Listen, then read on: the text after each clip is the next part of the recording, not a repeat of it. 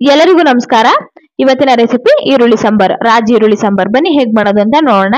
ಮೊದಲಿಗೆ ಇವಾಗ ಒಂದು ಕುಕ್ಕರ್ ನ ಇಟ್ಕೊಂಡಿದೀನಿ. ಇದಕ್ಕೆ ಒಂದು ಅರ್ಧ ಕಪ್ ಅಷ್ಟು ಹೆಸರು ಬೇಳೆನ ಹಾಕೋತಾ ಇದೀನಿ, ಮತ್ತೆ ಒಂದು ಅರ್ಧ ಕಪ್ ಅಷ್ಟು ತೊಗರಿ ಬೇಳೆನ ಹಾಕೋತಾ ಇದೀನಿ. ಒಂದೇ ಪ್ರಮಾಣ ತಗೋಬೇಕಾಗುತ್ತೆ. ನಾವು ಇದನ್ನ ಚೆನ್ನಾಗಿ ತೊಳ್ಕೊಂಡು ಸ್ವಲ್ಪ ಒಂದ್ 2 ಕಪ್ ಅಷ್ಟು ನೀರನ್ನ ಹಾಕೊಳ್ಳಿ, ಸ್ವಲ್ಪ ಅರಿಶಿನ ಪೌಡರ್ನ ಹಾಕೊಂಡು ಒಂದು ಟೊಮೊಟೊನ ಹಾಕೋತಾ ಇದೀನಿ, ಒಂದು 3 ಬೆಳ್ಳುಳ್ಳಿನ ಸಿಪ್ಪೆ ತೆಗೆದು ಹಾಕೋತಾ ಇದೀನಿ, ಸ್ವಲ್ಪ ಜಜ್ಜಿ ಕೂಡ ಹಾಕೋಬಹುದು, ಸ್ವಲ್ಪ ಹಿಂಗನ್ನ ಹಾಕೋತಾ ಇದೀನಿ. ಹಾಕೊಂಡು ಮುಚ್ಚಳ ಮುಚ್ಚಿ ಒಂದು 4 ವಿಷಲ್ ಕೂಗಿಸ್ಕೋಬೇಕಾಗುತ್ತೆ. ನೋಡ್ತಾ ಇರ್ಬೋದು ನಾವು ಒಂದು 4 ವಿಷಲ್ ಆಗಿದೆ, ಚೆನ್ನಾಗಿ ಸ್ಮ್ಯಾಶ್ ಆಗಿದೆ.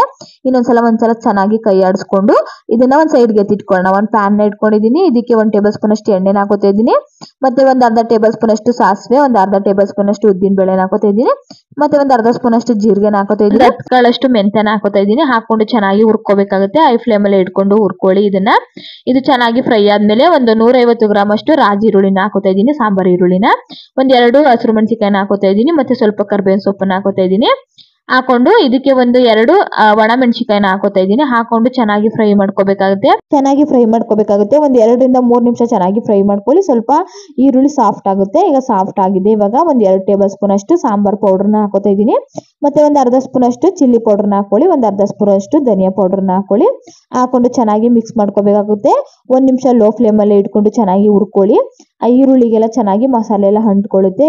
ಇವಾಗ 1 ಕಪ್ ಅಷ್ಟು ನೀರನ್ನ ಹಾಕೋತಾ ಇದೀನಿ, ಸ್ವಲ್ಪ ಬಿಸಿ ನೀರ್ನೇ ಹಾಕೊಳ್ಳಿ.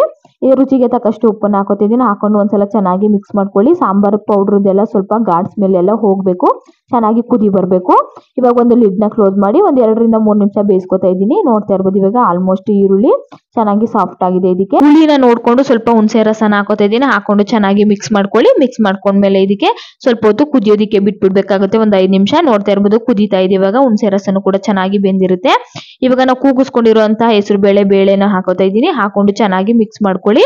ಮಿಕ್ಸ್ ಮಾಡ್ಕೊಂಡ್ರೆ ರೆಡಿ ಆಯ್ತು ಅಂತಾನೆ ಹೇಳ್ಬೋದು. ಸಾಂಬಾರ್ ತುಂಬಾ ಚೆನ್ನಾಗಿರುತ್ತೆ. ಒಂದ್ಸಲ ಟ್ರೈ ಮಾಡಿ. ಯಾವಾಗ್ಲೂ ಒಂದೇ ತರ ಸಾಂಬಾರ್ ಮಾಡೋದಕ್ಕಿಂತ ಈ ರೀತಿಯಾಗಿ ಮಾಡ್ಕೊಳ್ಳಿ, ತುಂಬಾ ಚೆನ್ನಾಗಿರುತ್ತೆ. ಟೇಸ್ಟ್ ಕೂಡ ಅಷ್ಟೇ ಚೆನ್ನಾಗಿರುತ್ತೆ. ಸ್ವಲ್ಪ ಹುಣಸೆ ರಸನ ನೋಡಿ ಹಾಕೊಳ್ಳಿ.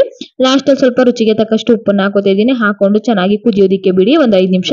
ನೋಡ್ತಾ ಇರ್ಬೋದು ಇವಾಗ ಸಾಂಬಾರ್ ಚೆನ್ನಾಗಿ ಕುದೀತಾ ಇದೆ. ಇವಾಗ ಲಾಸ್ಟ್ ಅಲ್ಲಿ ಮತ್ತೆ ಸ್ವಲ್ಪ ಕೊತ್ತಂಬರಿ ಸೊಪ್ಪನ್ನ ಉದುರಿಸ್ಕೊಂಡ್ರೆ ಈರುಳ್ಳಿ ಸಾಂಬಾರ್ ರೆಡಿ ಆಯ್ತು ಅಂತಾನೆ ಹೇಳ್ಬೋದು. ರೈಸ್ ಕಂತೂ ತುಂಬಾ ಚೆನ್ನಾಗಿರುತ್ತೆ ಕಾಂಬಿನೇಷನ್, ಮುದ್ದೆ ಕೂಡ ತಿನ್ಬೋದು. ರೆಸಿಪಿ ಇಷ್ಟ ಆಗಿದ್ರೆ ಲೈಕ್ ಮಾಡಿ, ಶೇರ್ ಮಾಡಿ, ಕಮೆಂಟ್ ಮಾಡಿ. ಮತ್ತೆ ಸಿಗ್ತೀನಿ ಮುಂದಿನ ವಿಡಿಯೋ ಜೊತೆಗೆ.